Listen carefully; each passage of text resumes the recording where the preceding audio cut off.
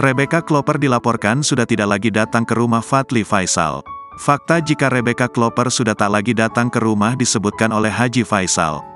Ayah Fadly Faisal, Haji Faisal memberikan sinyal kurang bagus mengenai hubungan anaknya dengan Rebecca Klopper. Ia pun mengatakan bahwa dirinya tak mengetahui kelanjutan hubungan dari anaknya tersebut. Hal itu karena Fadly tak pernah membicarakan soal hubungannya dengan Rebecca Klopper. Kemudian, Haji Faisal menyinggung Rebecca merupakan sosok yang baik di mata keluarganya. Kendati demikian, Faisal menuturkan jika Fadly dan Rebecca benar-benar putus, ia meminta anaknya untuk jangan terlalu cepat mengambil keputusan. Namun, menurutnya jika memang sudah tak sejalan dan sepemikiran buat apa untuk diteruskan hubungan itu.